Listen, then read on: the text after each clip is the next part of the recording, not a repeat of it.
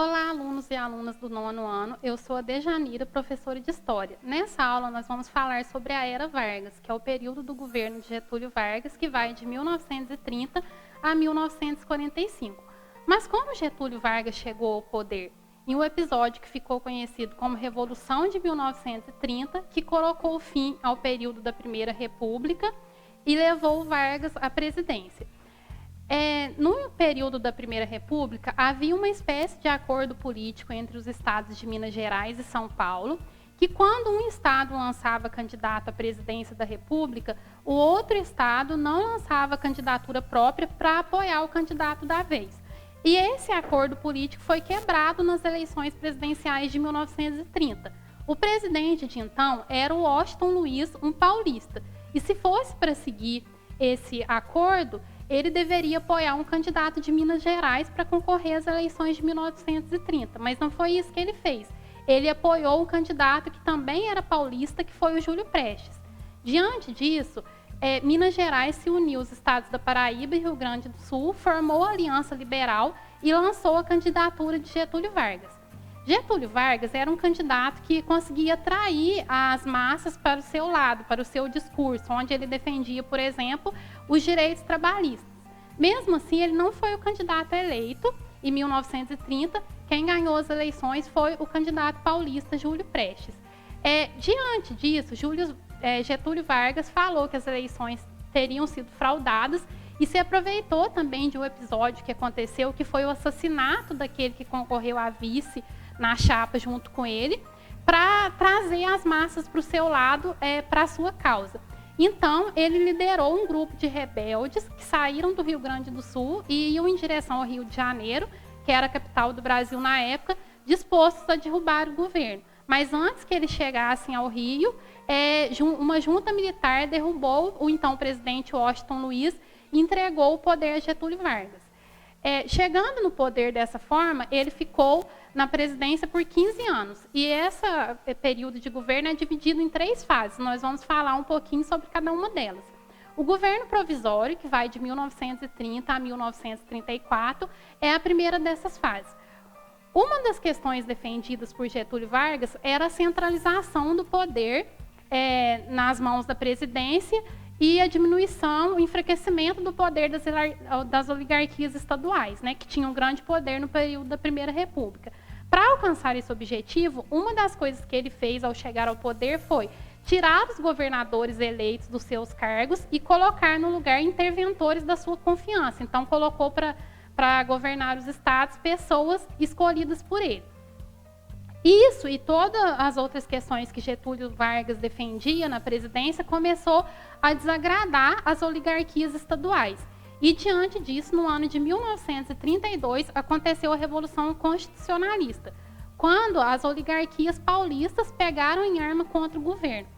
Essa revolução leva esse nome porque uma das coisas que os revolucionários defendiam era o estabelecimento de uma nova Constituição para o país.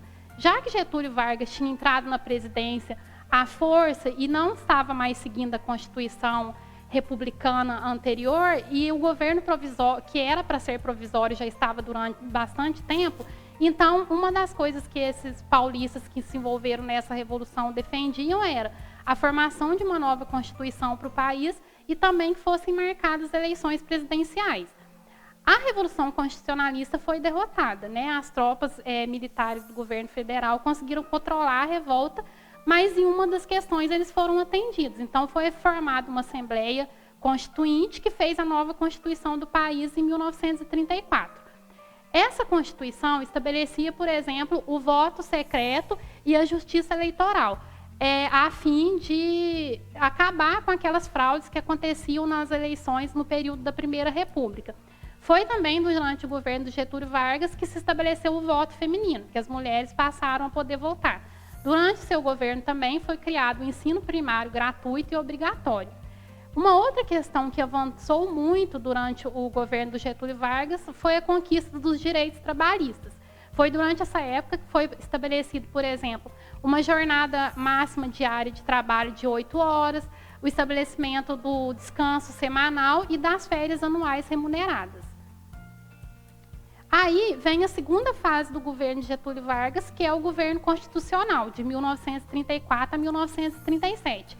Quando foi estabelecida a Constituição de 1934, nela estava falando que o próximo presidente, o primeiro presidente após essa Constituição, seria eleito de forma indireta. Então, aquela Assembleia Constituinte elegeu Getúlio Vargas como presidente e ele permaneceu no poder. Nesse período também, houve a formação de 2 agrupamentos políticos rivais, que foi a Ação Integralista Brasileira, a AIB, de inspiração fascista, que defendia um governo autoritário, um Estado forte e também a censura. E o outro grupo político presente nessa época foi a Aliança Nacional Libertadora, de ideal comunista, antifascista, defendia a nacionalização de empresas estrangeiras, a reforma agrária e a formação de um governo popular. O último período de governo de Getúlio Vargas dessa fase é o Estado Novo, que foi o governo de uma ditadura que vai de 1937 até 1945. No início do ano de 1938, iria acontecer as próximas eleições presidenciais. Porém, antes disso, Getúlio Vargas fez divulgar na imprensa um suposto plano, conhecido como Plano Cohen, na qual se falava que os comunistas estavam armando um plano para derrubar o seu governo e tomar o poder. Depois descobriu que esse plano era falso, mas Getúlio Vargas se aproveitou disso, ou seja, dessa desculpa de uma suposta ameaça comunista, para se dar um autogolpe e continuar no poder. Então, ele cancelou as eleições presidenciais que aconteceriam no início do próximo ano e permaneceu no poder, impôs uma nova Constituição que permitia a ele governar por decretos-leis, ou seja, leis impostas por ele. Por exemplo, a partir disso, ele cancelou os partidos políticos, fechou os partidos políticos existentes, suspendeu as eleições presidenciais por tempo indeterminado, então ele ia permanecer no poder, buscou fazer o controle das organizações trabalhistas, por exemplo, proibiu as greves. Apesar desse período do Estado Novo ser uma ditadura caracterizada por um governo autoritário, onde teve muita perseguição a quem tentava fazer oposição ao governo do Getúlio Vargas, então perseguiu, prendeu, teve até tortura a quem tentava fazer oposição ao seu governo, não foi apenas por meio do autoritarismo e da violência que Getúlio Vargas conseguiu se manter no poder durante tanto tempo. Ele também adotou políticas que buscavam atrair as massas para o seu lado. Por exemplo, políticas públicas nas áreas do trabalho, da educação e da saúde. Uma outra característica desse período do governo do Getúlio Vargas é o trabalhismo. Então, ao mesmo tempo em que Vargas concedia direitos reais aos trabalhadores, como, por exemplo, aquilo que a gente já viu do descanso semanal, férias remuneradas, ele utilizava a concessão desses benefícios para exaltar a sua figura, para fazer uma propaganda de si mesmo, buscando estabelecer um vínculo político entre o presidente e os trabalhadores. Basicamente, o que Getúlio Vargas tentava fazer era colocar como se essas conquistas dos direitos trabalhistas fosse uma benesse concedida pelo governo dele, que era muito bondoso. Porém, nós sabemos que as conquistas dos direitos trabalhistas foram fruto também de muita luta dos próprios trabalhadores, que vinham se organizando, realizando greves desde o período da Primeira República. Para realizar essa propaganda do seu governo, essa exaltação da sua própria figura, Vargas criou o Departamento de Imprensa e Propaganda, o DIP, que era encarregado dessa propaganda oficial, mas também de fazer a censura aos meios de comunicação. Na questão da economia, Vargas buscou incentivar o crescimento da industrialização no país. E ele incentivou a industrialização por meio da concessão de empréstimos, redução dos juros e criação de empresas estatais nas áreas da energia, mineração e siderurgia. Bom, e como chegou ao fim esse período do governo de Getúlio Vargas e essa fase da ditadura do seu governo? Nessa época também estava acontecendo a Segunda Guerra Mundial, que foi de 1939 até 1945. No início da guerra, Vargas e o Brasil estavam se colocando como neutro. Porém, depois o Brasil acabou entrando na guerra ao lado dos Estados Unidos e ao lado dos aliados, lutando na guerra contra as ditaduras fascistas europeias, contra os governos de ditadura da Itália e da Alemanha.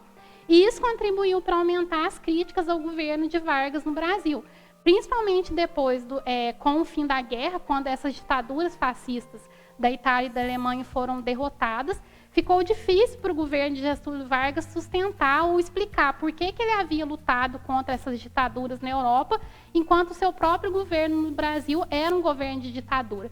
Vendo que ele estava perdendo apoio político, a oposição ao seu governo estava aumentando, ele começou um processo de redemocratização. Então, ele tinha marcado novas eleições para a presidência para o final do ano de 1945, permitiu que surgissem novamente os partidos políticos, concedeu anistia para alguns presos políticos, estava caminhando para esse processo de redemocratização.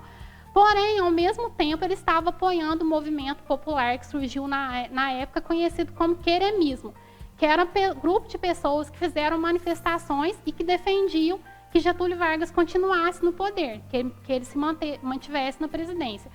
A oposição, com medo de que ele desse um novo golpe, cancelasse novamente as eleições para permanecer no poder, forçaram ele a renunciar. Então, antes que acontecessem as eleições presidenciais que ele havia marcado, ele foi forçado por tropas militares a renunciar, em 1945. Porém, ele não se retirou da vida política. Nesse mesmo ano, ele foi eleito senador e 5 anos depois, ele voltaria como presidente do Brasil. Por tudo isso que a gente falou, Getúlio Vargas foi um presidente amado por muitas pessoas, por defender questões sociais, direitos trabalhistas, por exemplo, e odiado por tantas outras, por ter estabelecido esse governo de ditadura, esse governo autoritário. E você, o que achou do governo de Getúlio Vargas? Fiquem bem, até a próxima aula.